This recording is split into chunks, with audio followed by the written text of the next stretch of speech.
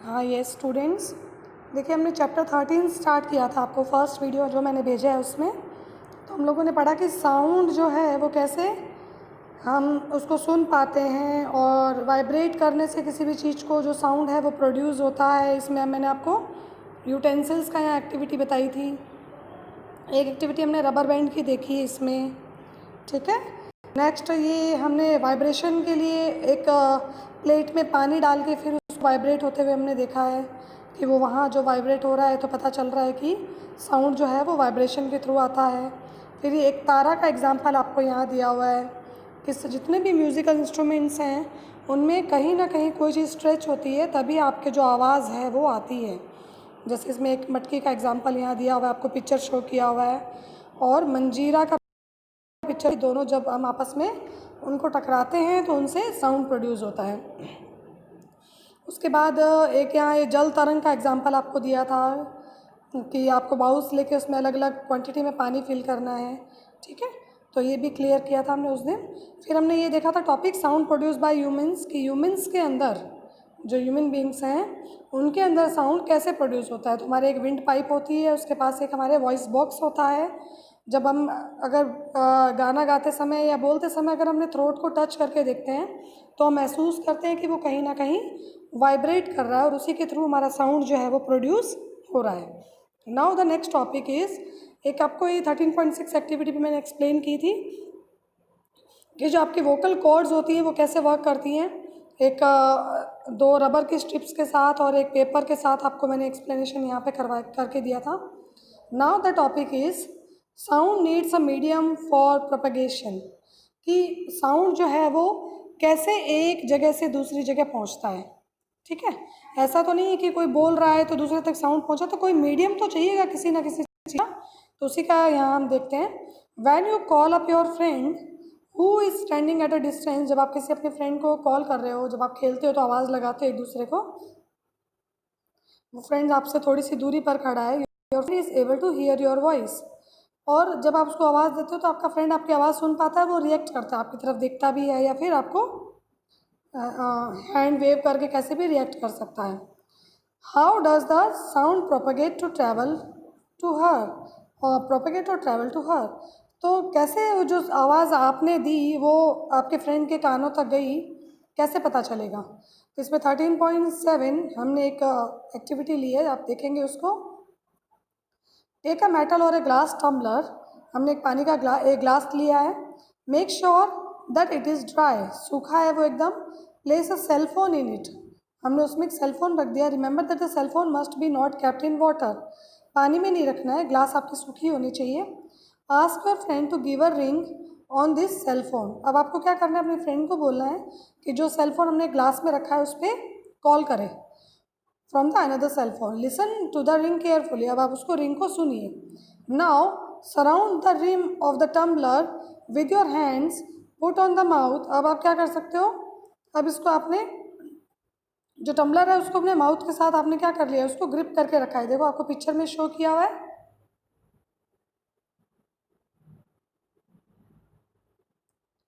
Picture में show किया ना, इसने ग्रिप किया हुआ है। नेक्स्ट फिर opening between your hand indicate your friend to give a ring again, फिर आप अपने फ्रेंड को बोलेंगे कि एक बार फिर से वो उस पर सेल पे रिंग करेगा।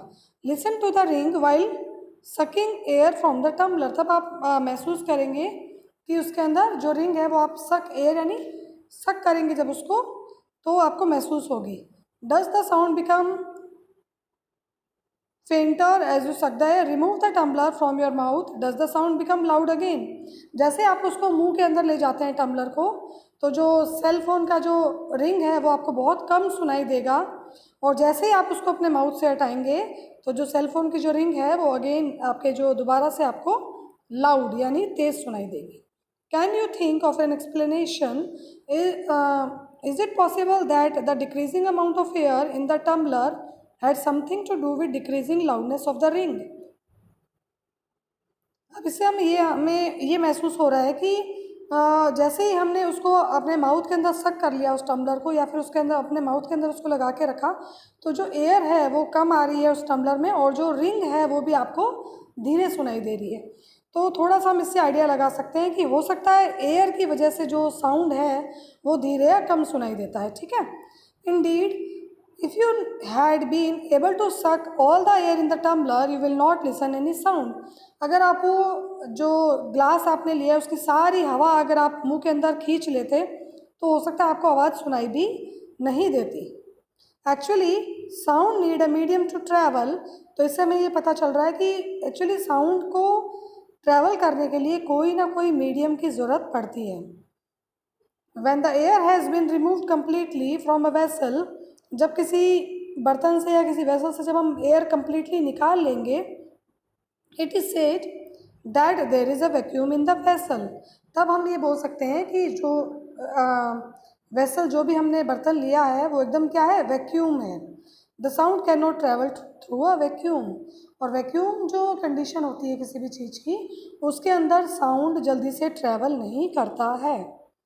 Does sound travel in liquids, अब ये तो होगी सॉलिड की बात कि हमने ग्लास लिया, क्या लिक्विड में भी साउंड ट्रैवल करता है? Let us find out. तो देखो हमने एक्टिविटी 13.8 ली है यहाँ पे। टेक अ बकेट और अ बाथ टब, हमने एक बाल्टी या बाथ टब हम ले सकते हैं। Fill it with clean water, हमने उसको साफ पानी से फिल कर लिया है। Take a small bell in one hand, एक छोटी सी बेल जो घंटी हम बजाते हैं वो हमने हाथ में ले ली है। Shake this bell inside the water to produce a sound, अब क्या करेंगे, उस बेल को इस तरीके से हिलाएंगे कि आपके पानी में उसकी आवाज़ आनी चाहिए, ठीक है। Make sure the bell does not touch the body of the bucket, लेकिन आपको ये भी ध्यान रखना है कि जो बेल है वो सिर्फ लिक्विड में ही मूव करे, आपको उसको बकेट को टच नहीं करना है, okay.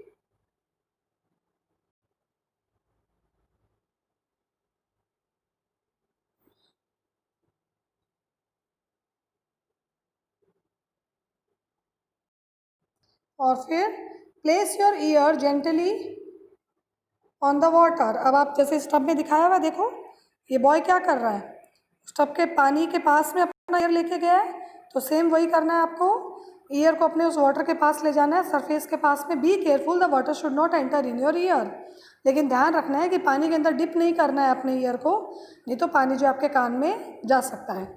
Can you hear the sound of the bell, क्या आपको बेल की साउंड जो है वो सुनाई दे रही है? Does it indicate that sound travel through liquids, क्या आपको पता चल रहा है कि साउंड जो है वो लिक्विड्स में ट्रैवल कर सकता है या नहीं कर सकता है? Let us find out the sound can travel it's also, ठीक है। तो आप ये एक्टिविटी करके देख सकते हैं साउंड आपको सुनाई दे रहा है कि नहीं दे रहा है। उसके बाद में आपको एक्टिविटी 13.9 दी, बहुत इजी सी है ये, आप लोग भी कई बार हो सकता है आपने बचपन में इस तरीके का किया हो। टेक अ मीटर स्केल और a long metal rod and hold it one end to your ear, आप क्या कर सकते हो, मीटर स्केल या बड़ी सी रॉड लेके अपने ये कान के पास लगा सकते हैं। Ask your friend to gently stretch the trap on the other end of the scale, अब आप अपने फ्रेंड को बोलिए कि दूसरी साइड से वो उसको स्ट्रेच करेगा। Can you here the sound of the stretching, क्या आप वो जो भी हरकत कर रहा है सेकेंड एंड पे वो आपको सुनाई दे रही है? Ask your friend around you if they are able to hear the same sound, और अपने फ्रेंड से भी पूछ सकते हो कि आपको वो सेम साउंड सुनाई दे रहा है कि नहीं दे रहा है। तो एक्टिविटीज़ आपको करके देखनी है, तो इससे पता चलेगा कि सॉलिड में ट्रैवल करता है कि नहीं करता है, लिक्विड में साथ नहीं करता है, एक्टिविटीज़ ये शो कर रही हैं। You can also perform the above activity by placing your ear at the one end of the long wooden and metallic table and asking your friend to gently stretch the other table.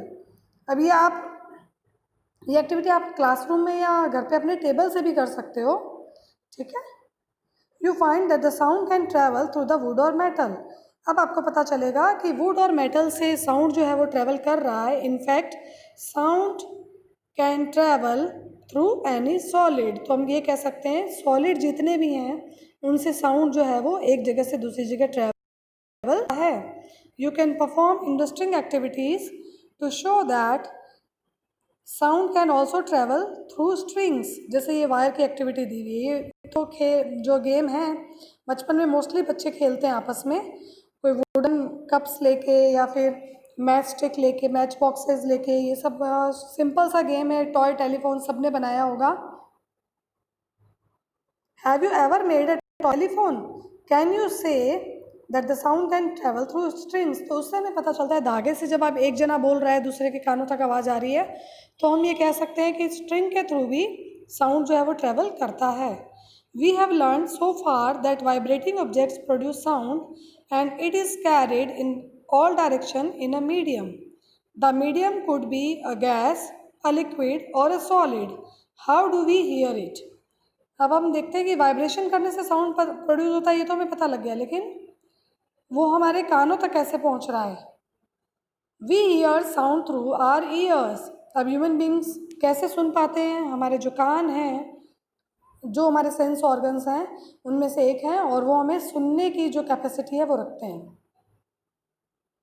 The shape of the outer part of the year is like a funnel. आपका जो year होता है उसका outer part एक funnel की तरह होता है, ओपन, खुला होता है आगे से। व्हेन साउंड एंटर्स इट, जब साउंड इसमें एंटर करता है, travels down a canal at the end of which there is a thin stretch membrane.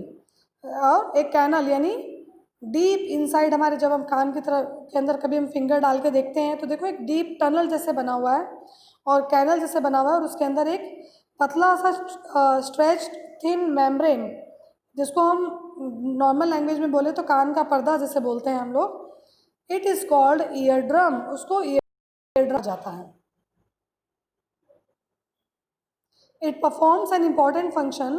कान में सारा जो फंक्शन है वो इम्पॉर्टेंट उसी का है। To understand that the ear drums does, let us build a tin can model of the ear drum.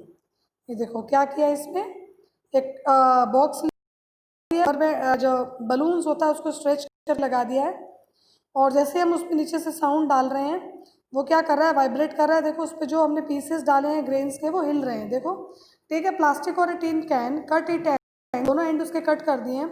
Stretch a piece of rubber balloon across one hand, एक side में हमने उसके बलून लगा दिया स्ट्रेच। पुट 4 और 5 grains, और उसमें कुछ गेहूँ, बाजरी, जो भी आपके पास अवेलेबल हो आप उस पर ग्रेन्स डाल सकते हो। Dry cereal on the stretch rubber band. Now ask your friend to speak Hari Hari. अब आपके फ्रेंड को बोलो, आप नीचे से वो हरी हरी है कैसे कुछ भी बोलेगा। From the open end, open end से जब वो बोलेगा, observe what happens to the grain, why do the grains jump up and down. तो आप ये देखेंगे जो ग्रेन्स हैं वो ऊपर नीचे, अप एंड डाउन मूव कर रही हैं। ठीक है, तो ये हमने आज इतना समझ लिया है कि हमारे ईयर में एक ईयर ड्रम जैसा होता है। उस एक्टिविटी के थ्रू हमने बताया आपको ईयर ड्रम्स के कैसे वर्क करते हैं। जब वो उन पे साउंड गिरता है तो वो क्या करते हैं, वाइब्रेट करते हैं बलून की तरह, और साउंड जो है वो सॉलिड के थ्रू, लिक्विड के थ्रू ट्रैवल करता है। ठीक है, अब आपको दिया हुआ एक पिक्चर, ईयर का पिक्चर बना हुआ है। The ear drum is like a stretch rubber street. जैसे आपको अभी मैंने दिखाया था पिक्चर में, उसी में एक्टिविटी में वैसे ही रबर बैंड की तरह स्ट्रेच किया हुआ होता है, रबर शीट की तरह होता है हमारा ear drum. Sound make the ear drum vibrate. जब आवाज़ हमारे कान के पर्दे तक या ईयर ड्रम तक पहुंचती है तो वो क्या करता है, वाइब्रेट करता है। The ear drum sends vibrations to the inner ear. और वो जो वाइब्रेशन जो वो सुन रहा है या उसके कान के पर्दे तक जो पहुंच रही है ड्रम तक, उसको वो क्या करता है, इनर ईयर तक पहुंचा देता है। From there the signal goes to the brain. और वहाँ से जो भी हमारा साउंड है उसका सिग्नल जो है वो ब्रेन तक पहुँचता है। That is how we hear. और इसी तरीके से हम किसी चीज़ को सुन पाते हैं। अब देखो आपको एक प्रिकॉशन क्या दिया हुआ है, we must never put a sharp pointed और hard thing in our ear. हमें कभी भी अपने कान के अंदर कोई शार्प पॉइंटिंग चीज़ या फिर कोई भी हार्ड चीज़ अपने कान के अंदर नहीं डालनी चाहिए। It can damage the ear drum. वो आपके ईयर ड्रम को क्या कर सकती है, डैमेज कर सकती है। The damaged ear drum can impair hearing. और उससे आपके सुनने में आपको तकलीफ हो सकती है। ओके, आज के लिए इतना ही। इतना आप इस वीडियो को अच्छे से देखेंगे, साथ साथ में जैसे मैंने आपको रीड करके लाइन बाय लाइन समझाया, आप अपनी बुक ओपन करेंगे और बुक के साथ साथ लाइन टू लाइन सारा रीड करेंगे और उसको समझने की कोशिश करेंगे, ठीक है ना। यहाँ से जहाँ से हमने पढ़ा है 13.3 से टॉपिक से, वहाँ से आप पढ़ना शुरू करेंगे। Thank you.